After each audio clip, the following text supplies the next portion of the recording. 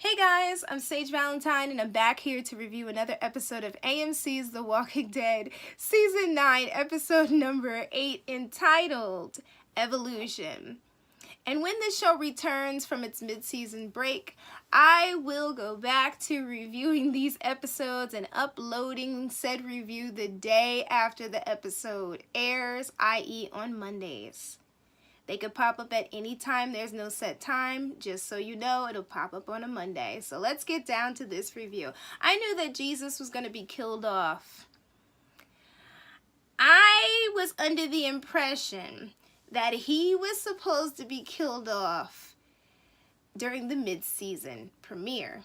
I didn't realize they would leave us to have to process his death the way that they did. Not that I'm upset about it. I just didn't realize that that was what was going to happen. But see, this is what happens when you read these rumors and these spoilers. Because sometimes they're out of order. But for the most part, from what I've been seeing, everything has been going according to plan. The cool thing is that these spoilers are not like everywhere, so everybody can see them and spread them around. They're sprinkled here and there, and I've been keeping my mouth shut about them. So yeah, Jesus' death was definitely something, and I knew that he was going to get stabbed, but the way they did it was so messed up for that character. Why am I saying this? Because in the comic book, Jesus kicks a lot of butt and takes names. When he fights these walkers, he fights them just like he fought them at the end of this episode. So to have this character die while doing something that fans of the comic book have been waiting for a long time to see him do, wow. I'm still trying to process this whole situation. The Whisperers look phenomenal. Now, Jesus, Aaron, and Daryl are mesmerized by this walker herd that they see because it is not like any herd that they have ever encountered. Of course not. Now, that last shot before we're able to see the opening credits was brilliant in my opinion, because like they're literally going through this crowd of walkers and everything is just kind of blurry and fuzzy, and then they get to this one walker who kind of turns this way and looks up, and it's like said person is listening. Ladies and gentlemen, we have met our first whisperer in the flesh, so to speak. And to me, that scene represents the fact that our heroes have no clue who they are messing with. They have no clue what's coming for them. Kudos to the director of this episode. Now, Father Gabriel is being nice and he's trying to do this whole meditation thing for Negan, but Negan is being Negan. The Negan that annoys some of us and the Negan that we also know and love. But the difference is that Father Gabriel is just like, dude, how come every time somebody tries to help you, you keep pushing back? And, you know, Negan acts like he is happy with where he is and he's content, but really he's not. All of this is just a front. And he mentioned something about how people come up to the window outside of the cell. Because remember, he's like in the basement and they have like a window with bars on it. And remember, Morgan made the cell and that's how it came to be. But anyways, he says people kind of congregate outside and they start talking and he gets the tea on everything. And he says that it's almost like they're acting like I'm not even here. They don't even see me. No, they know he's there. They really just don't care about him anymore, because literally him being locked up is like a dog being neutered. That's the only comparison I can think of, to be honest. He's really not the Negan that we remember him to be. But you guys will see what I'm talking about when the next season premieres, or the next half of the season. So Gabriel sees the Hilltop Messengers, particularly C. Thomas Howell, with this whole mountain man thing that he's doing, as far as his hair and like this beard and stuff. And this one random Alexandrian, she tells Father Gabriel that Rosita was hurt, but she doesn't know any other information because that's all that the messengers know. So Hilltop gives us our first glimpse at the zombie apocalypse's answer to Paul Revere. And he comes riding through the hilltop, riding through the garden, yelling, "The riders are coming, the riders are coming." And the riders that he's talking about is basically Michonne, Luke, Kelly, Connie, DJ, Kamiko, and Magna and Sadiq. And, you know, Hilltop is a bit confused as to who's coming. Like, is it a new threat? What's going on? And then Diane sees Michonne, and Diane looks at Tara, and Tara looks at Diane, and it's just like, oh crap. And I'm examining their reaction to Michonne riding up with this group, and I'm wondering what in the hell happened between Michonne and the Hilltop in the Kingdom. Like, did like some sort of fight break out? Like, did somebody try to kill Michonne? There are theories online that Oceanside has a lot to do with it, and that's why we're not seeing Oceanside. Like, did Michonne side with Oceanside? Did Hilltop side? Like, what the hell happened? But apparently, Angela Kang said in a recent interview that we're about to find out what happened with Michonne and the crew soon, i.e. in the second half of the series. So I can wait for that. I can't wait to see that episode. And the way that Diane acts towards Michonne when she's talking to her is questionable. And then the whole dropping the weapons outside a hilltop thing is also questionable.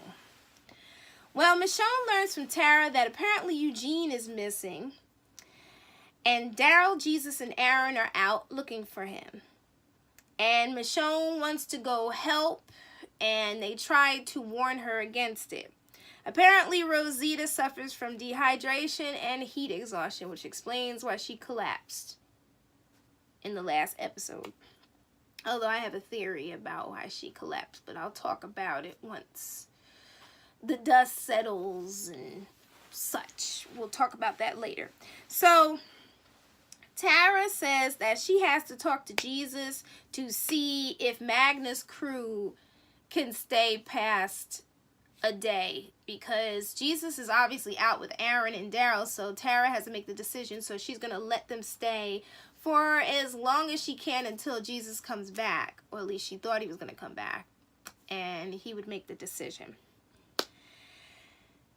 Tara really doesn't have much to say to Michonne, and Enid and Alden kind of side-eye her, and I'm just like, man, this situation must be really, really intense. What the F happened between Team Family? Magna's group says that they want to earn their keep. Now, Carol meets Connie. I believe that's Connie. And Carol shows that she knows maybe one line of sign language. And then Carol asks Michonne about Judith and RJ. And she asks if they're okay. Michonne says they're okay. And Carol tells Michonne that Henry is becoming a blacksmith. He's going to be Earl's apprentice. And that's the whole reason why Carol, is at the hilltop. She's dropping him off. Michonne refuses to budge about the fair. Every time somebody says something about the fair, for all you non-comic book readers, just wait. For those who've read the comics, you know why I'm reacting this way.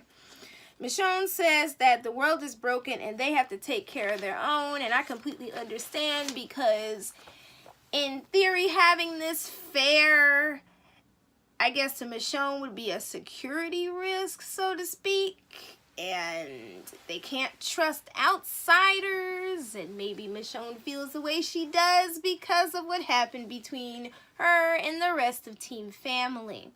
But I don't blame her. It's not a good idea to have this affair. And that's all I'll say about that. So Jesus is talking to Aaron, and he says he misses being an explorer. And Aaron starts talking about how they were going out. I guess him and Eric, and looking for people. And Jesus was looking for people as well. Aaron says that Jesus would be a good leader if he'd stop fighting it like Daryl is fighting it. So clearly the writers are trying to let us know that at some point Daryl might become the leader. But I can't see Daryl becoming a leader because Daryl likes to be a part of the group but also be a lone wolf. But we'll see where the writers are taking this storyline. Now Daryl says that the herd is coming for the three of them, because that's what it seems like they're doing. So Daryl decides to throw an alarm clock, and he sets it. I don't know how long he set it. I just remember him winding it up and then throwing it. Well, Diane wants to head back to the kingdom with Carol. I guess she's tired of the hilltop and whatever else is going on there. Now, Henry gives Carol some hammer and nails, and that's his early payment from Earl. He was able to get an advancement. And those hammer and nails will help fix the kingdom because the kingdom is a hot mess.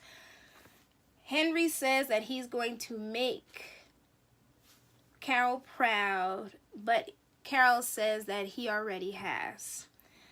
Well, that lovely herd that Jesus, Daryl, and Aaron are watching is even larger than it was before. I wonder why. Well, when the alarm starts ringing, the herd becomes preoccupied with that sound. Now, Henry likes Enid, and he wants to impress her, but little does he know, and he ends up learning like a minute later, that Enid and Alden are like this. So just when I thought that Alden was going to end up with Maggie, the way that old dude in the comic book ended up with Maggie, the writers were like, nope, send him to Enid. Father Gabriel is just done with Negan in this next scene, and I actually saw that scene earlier last weekend, and I was cracking up when I saw it, and I actually showed it to my mom, and my mom was just like, people are sick of Negan. He just won't stop running his mouth. But anyway, my favorite line from that entire scene is, it's bad enough I have to clean up your blank. I shouldn't have to listen to it too. Man, everybody's just coming for Negan's wig, so to speak. The shade being thrown towards him is enormous. But he deserves every bit of it for all the things that he has done. This is why when the group decided to keep him alive, I didn't even get upset because I knew what was to come. These scenes with Negan are not about making us feel bad about Negan. It's about seeing what Negan has become. And about relishing the fact for just a little bit that Negan is suffering.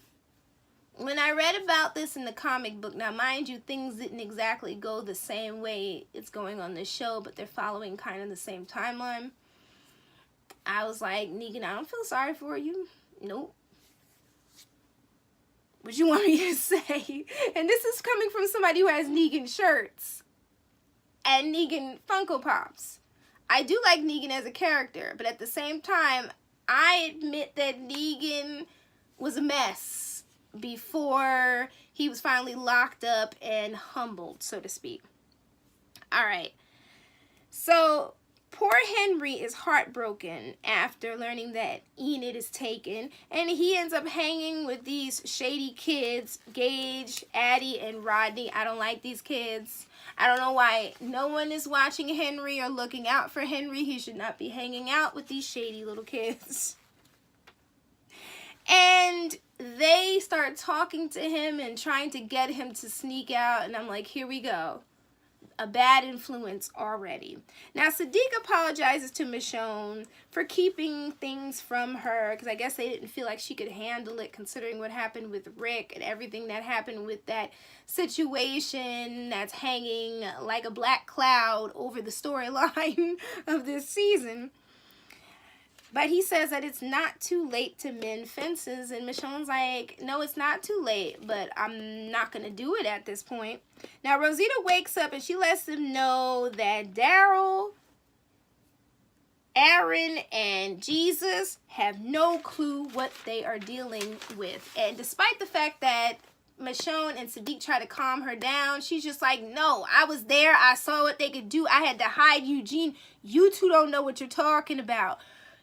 These folks are no joke. That's basically what she's trying to say. Now, there's a thunderstorm, and Aaron, Jesus, and Daryl continue to search for Eugene. And they found him in a barn, thanks to Dog.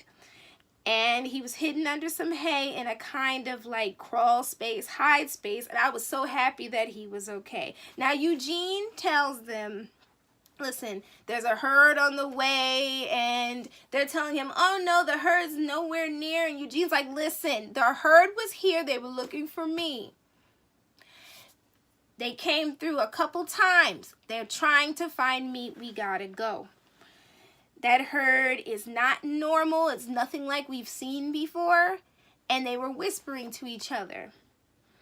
And to everybody else, it sounds crazy at first until they experience what Eugene was talking about.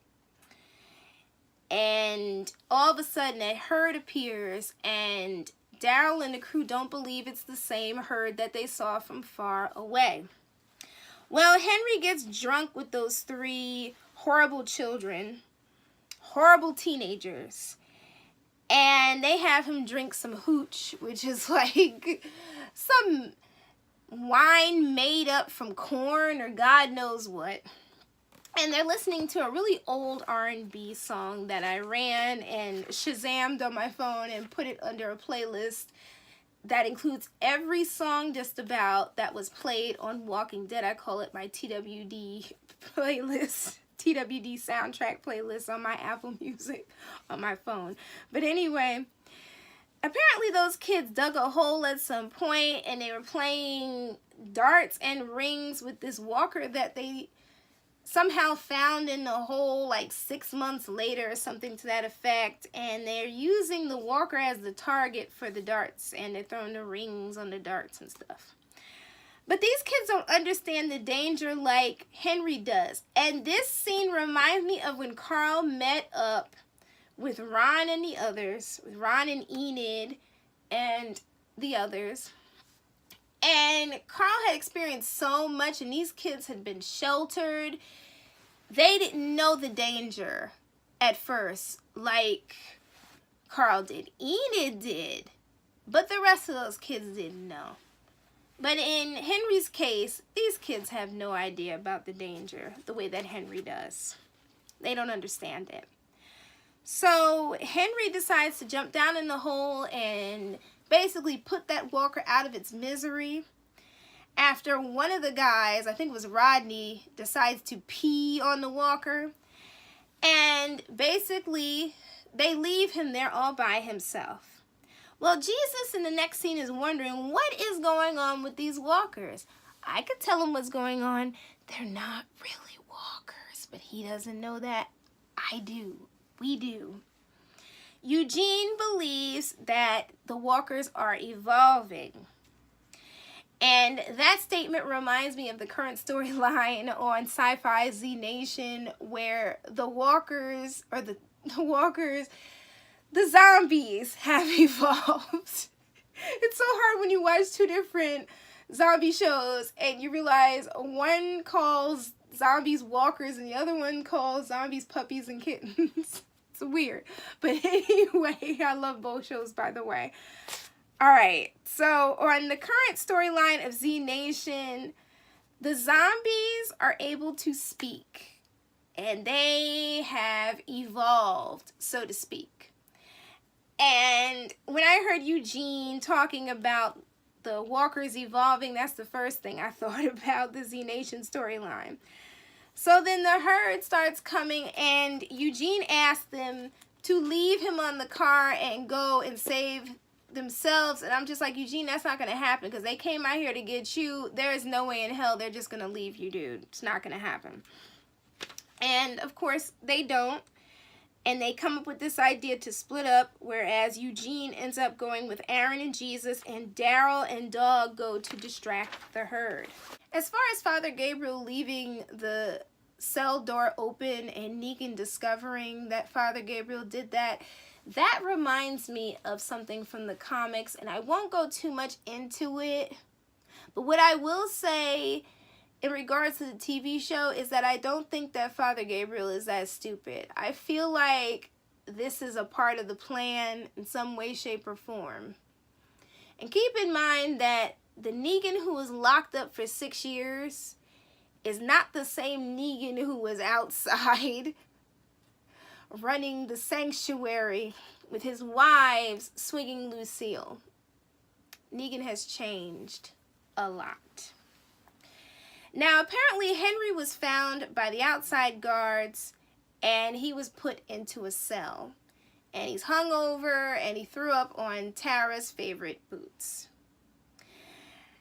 Henry refuses to tell any other kids about them sneaking out or them giving him alcohol and so on and so forth. Now, Earl takes pity on Henry and allows him to continue being an apprentice because Earl sees himself in Henry in that. If you remember from earlier this season, Earl talked about how he was an alcoholic and how he was given a second chance, and I'm not surprised that he gave Henry a second chance. Speaking of Henry, on the side note, I don't think that Henry's going to last very long this season, and this is not coming from any spoiler. It's just the way that his storyline is structured and the fact that he's doing a lot of stupid things. And people compare Henry to Carl, but Carl didn't do this foolishness. Carl did some foolish things, but Carl was a little more street smart than Henry. Well, we get back to that herd. That special little herd that's trailing Aaron, Eugene, Daryl, and Jesus. That herd is massive now. Like 2 or 3 times the size that it was before, and Daryl decides to distract them with some firecrackers. Lights them up, he throws them. And Dog starts barking, all to lure the herd towards them. The thing is, the herd has other plans because instead of going this way, they go this way. And Daryl's like, huh? Dog is like, huh? And me, I'm like, well, well, well. I wonder where this herd is going. Well, Aaron, Eugene, and Jesus make it to the graveyard, a nearby one. And it's foggy. And the walkers are coming. And you can hear them shuffling around. And this whole scene is really scary. It's like an old scary movie. It's like Night of the Living Dead, so to speak. It's like one of those movies. One of those zombie movies. Now, Jesus is trying to open up the cemetery gate, and he can't because it's stuck because of this dirt. And he and Aaron try to pick up Eugene, and they can't because Eugene doesn't have enough energy to help them lift him up. He can't even pull himself up. And again, he's in a whole lot of pain. So pretty much these 3 are trapped. So Aaron and Jesus decide to ante up and fight these walkers. And they do so for the most part. And the scene is absolutely epic. And we finally get to see Jesus kicking ass and taking names. And then Eugene hears those whispers again. Only this time, Aaron and Jesus are there to hear them as well. They bear witness to it. So clearly there was something to what Eugene was saying. And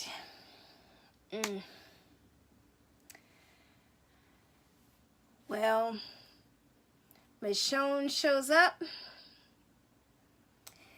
And then Magna shows up, and they are able to dig out that gate so that Eugene can escape.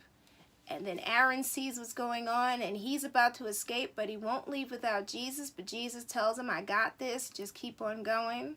And it seems like Jesus does have it. He does have it.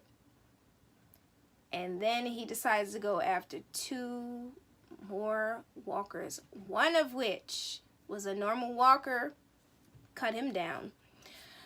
That final one, when Jesus swung out, this walker swerved, pivoted, and impaled him with a long piece of metal. And that was the end of Jesus.